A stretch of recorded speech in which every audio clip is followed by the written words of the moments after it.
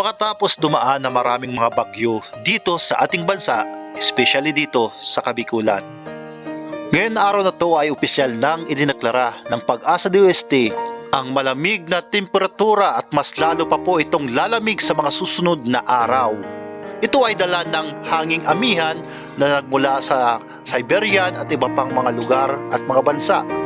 Sa ngayon ay wala pang namamataan na nabubuo ng sama ng panahon. Ayon sa satellite image ng Pag-asa ay mababa di umano ang tsansa nito na mabuo ulit ang isang tropical cyclone or tawaging Kerubin. Patuloy di umano itong minomonitor ng Pag-asa DOST na papasok sa ating bansa ang isang bagong tropical cyclone. Sa ngayon, enjoyin natin ang lamig ng panahon. Good morning, good afternoon, good evening po sa inyong lahat. Andito po tayo sa Triangulo, Naga. Ito po yung lugar na kung saan po ako kumukuha ng mga paninda. Dito po sa malapit ng release ng train. Dito po kila Mercy.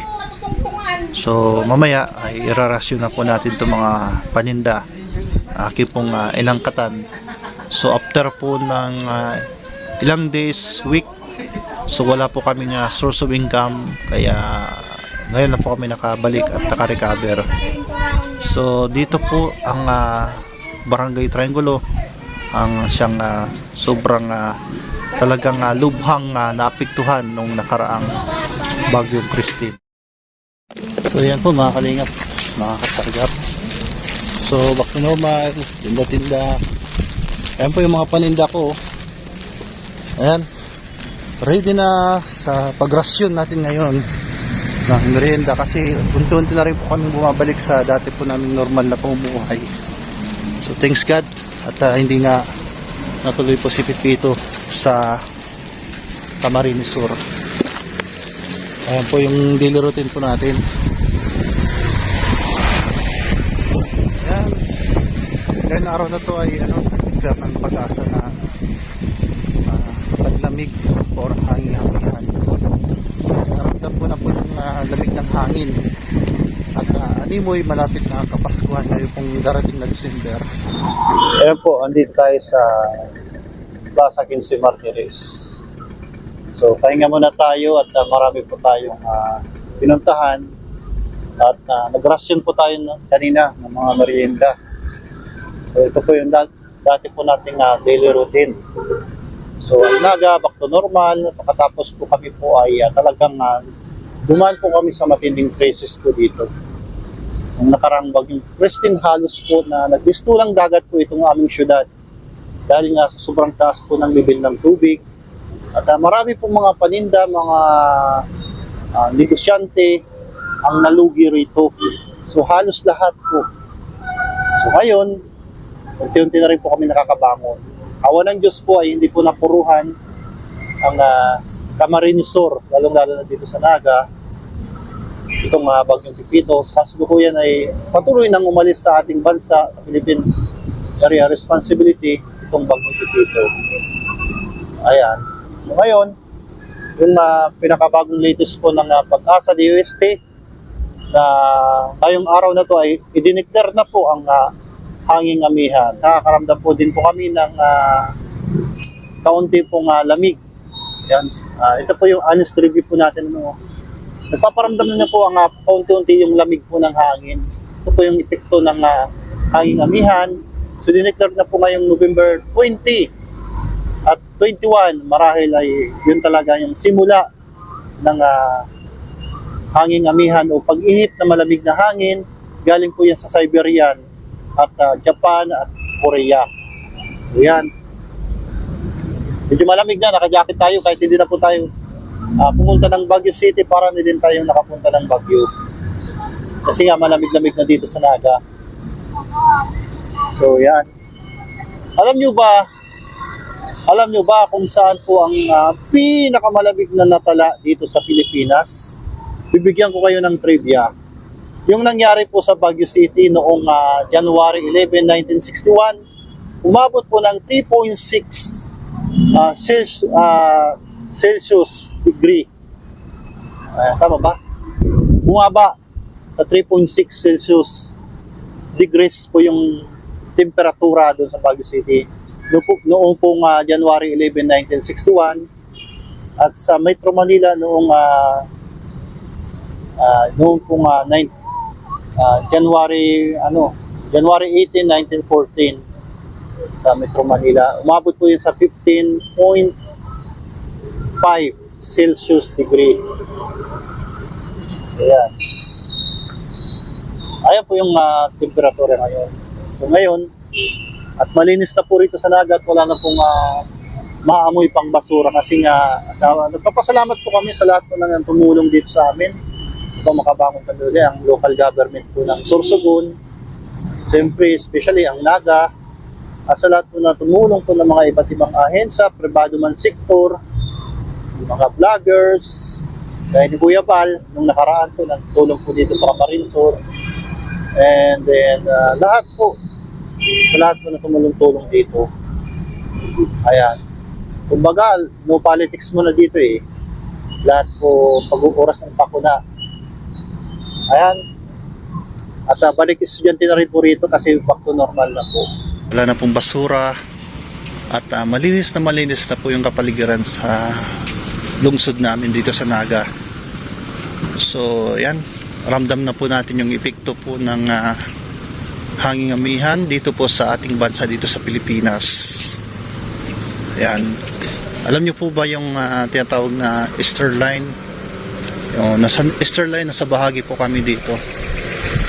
Makakaramdam din po kami ng minsan na pag-uulan kaya po nito makulimlim. Ayan. Nasa Easterline po tayo. At pag-uulan at the same time at pagbaha siyempre at landslide. So sa part po ng Northern Luzon ay makakaramdam po na doon may bahagi po ng shoreline. Yung shoreline po yung parang boundaries. At doon po nagsasalubong po ang malamig na hangin at mainit na hangin doon sa shoreline. So may part po yan ng Babuyan Island, sorry po. Sa Babuyan Islands. Tapos yung hanging hamihan nasa Batanes area. So yan. At malamig na po ang mararanasan po dito sa bahagi ng Pilipinas. Ayan, oras po natin ngayon ay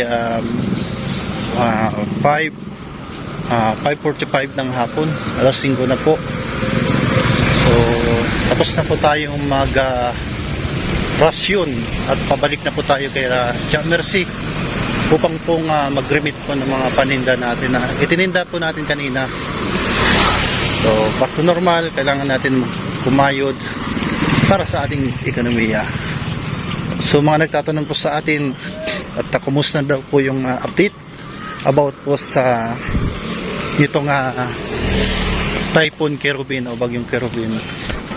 As of now at ayon po sa satellite ng Pag-asa DOST, wala pa pong official o namumuong sama ng panahon. Kaya cleared po yung within this 2 weeks. Opo, binabantayan pa po hanggang December 1. So, sa ngayon po ay wala pa pong tiyansa na mamuo po itong Bagyong Kerubin. So, maganda pa po yung panahon po rito sa ayan, pahinga na muna po tayo. So, galing po tayo ng Triangulo. Doon po sa Triangulo at doon po tayo kumukuha ng ating paninda at nilalako po natin araw-araw po yun kasi yan lang po yung ating tanging source of income bukod po dito sa ating pag-vlog. So ayan, at medyo makulimlim na din at paggabi na rin. So andito tayo sa bahay nila J. Brad at nakipahinga muna tayo kasi pagod na pagod po tayo kanina. Dito muna tayo na mahinga na kunti.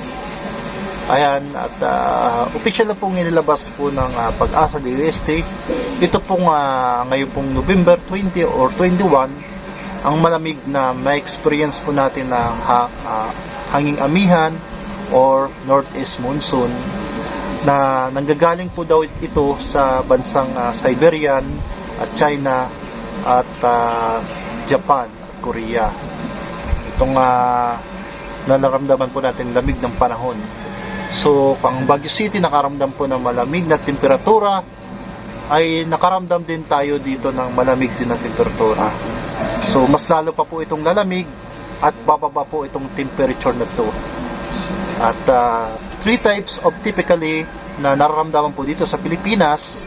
Ito po yung tinatawag na sterilize dito po sa may Southern Luzon, na nakakaranas po tayo tuwing hapon ng pagkulimlim ng kalangitan at pag-uulan, at nagkukos din ng pagbaha at kaunting landslide. So doon po sa may part po ng Babuyan Islands ay nandoon po yung shoreline na tinatawag. Yung shoreline po ay yung nagbabanggaan po yung hangin na malamig at mainit. So nakakaramdam din sila ng thunderstorm at malakas na pag-uulan at paminsan-minsan. At kung tayo po ilalabas po ay wag po natin kalimutan na ugalian na magdala po ng payong paglabas. So sa Batanes po ay nararamdaman na po ang malamig na hangin na temperatura, at sa mga bahagi po ng part po ng Pilipinas sa mga susunod na araw ay mararamdaman po natin ang epekto ng malamig na hangin.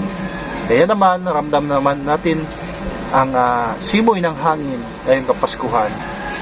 So, mag-ready na po tayo ng mga jacket na mga nakatago po dyan sa baon. Ilabas nyo na po ang makakapal na jacket dahil ito po ay mas lalo pong lalamig sa mga susunod na araw.